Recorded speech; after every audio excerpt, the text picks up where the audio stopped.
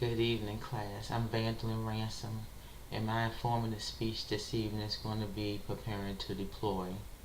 Deploying is when military service members leave their families from 9 to 12 months at a time to go to strange and unusual places sometimes to do the duty that's called upon them. So I'm going to take a quick look into some of the things that you have to look into and do before you deploy for this time frame.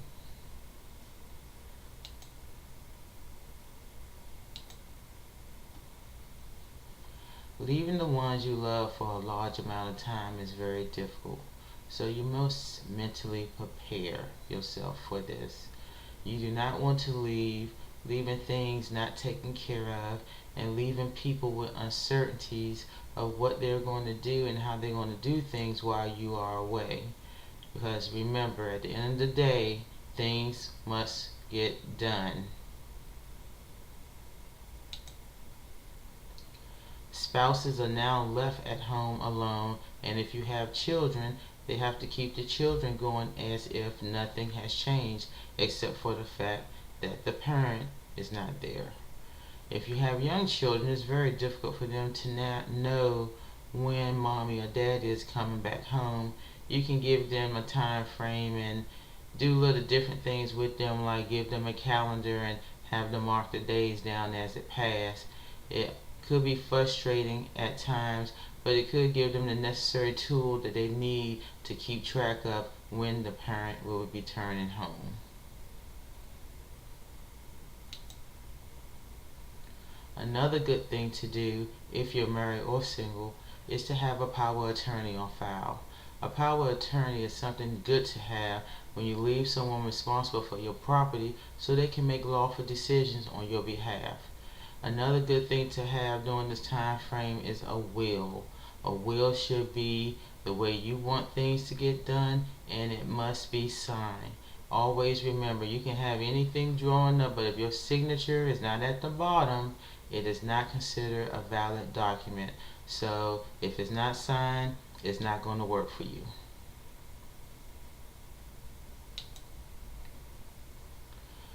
Doing the will, you can always have an attorney draw one up for you. Being in the military, this service is offered to us for free. So you can go to a legal representative and they will be more than happy to draw up your will and get you the document to be exactly how you want it to be, and make sure that you're not leaving things out that you might not necessarily think of.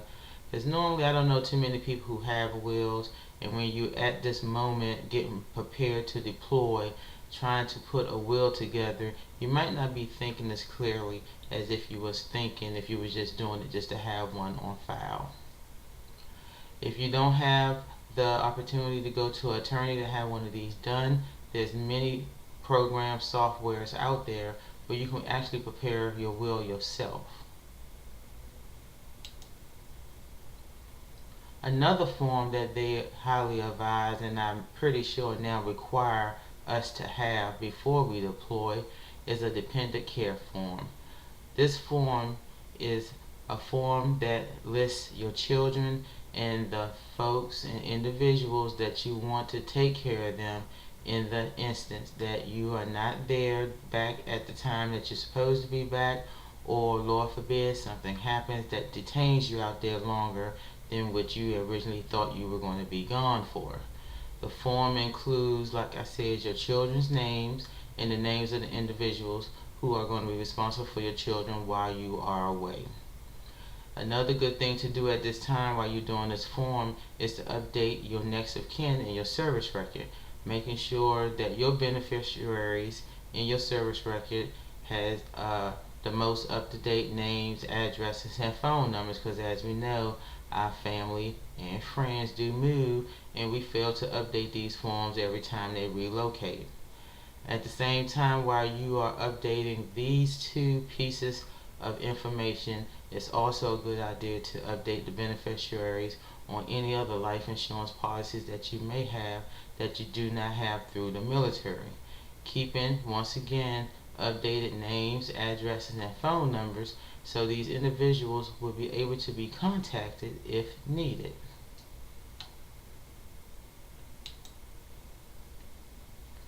Another big part to preparing to deploy is being medically cleared to do so.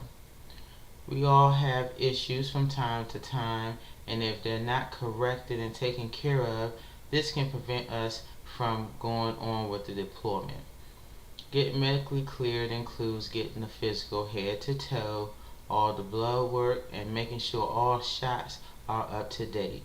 If you had any injuries that have not been addressed up until this point, this would be a very good time to have them addressed. One thing we do not want to happen is to be halfway around the world and something that we didn't think was a big deal turns into a big deal, and we are not in a place where we can get the proper medical care and treatment that we will need if such things occur.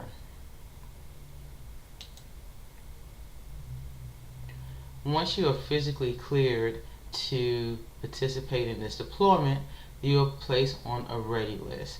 During this time, they are highly advising you to not do too many strenuous activities outside of exercising, because you don't want to injure yourself and have to go back through the medical process all over again. During this time also, you are preparing at your workspaces to get whatever necessary equipment that you're going to need during this deployment. Normally, when this happens, you're pretty much taking your whole office with you if you don't have other equipment and things set aside for deployments only. So you're taking care of your office, you're trying to take care of your home, and while all this is going on, the job doesn't stop. So you're still working your 8, 10, 12-hour days, and now you're still mentally trying to get the family to deal with you being gone. So now you may be doing a lot of extra stuff at home, having birthday parties you may miss, putting up the Christmas tree when it's September, things of this nature, just to let your family know that you're still there for them as well. While you're on this list and preparing to get everything in order, your training is increased. One thing that's done at this time that's not normally done as much as it should be maybe is weapons training.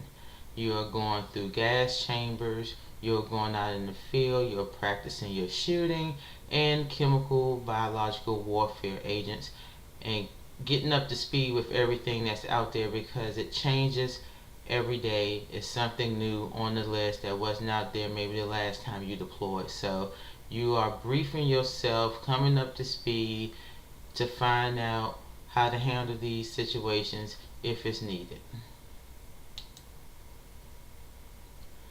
Now, once all this is completed and you are fully ready to go, your mind is racing, your families are anxious, you may be kind of scared, but knowing that you have put all these forms, paperwork, and necessary things in place should give you a little bit more peace of mind, knowing that while you're away, your family will still be able to function as if you was there. It's going to be difficult, but this is what you signed up for, and it's here. So now you have to go and do it. I hope this has given you some insight on some of the things you must prepare to do before you deploy, and always talk to your career counselors and your senior folks in your chain of command, because I did not speak on much things, but I did hit some important things. So enjoy your evening, and thank you.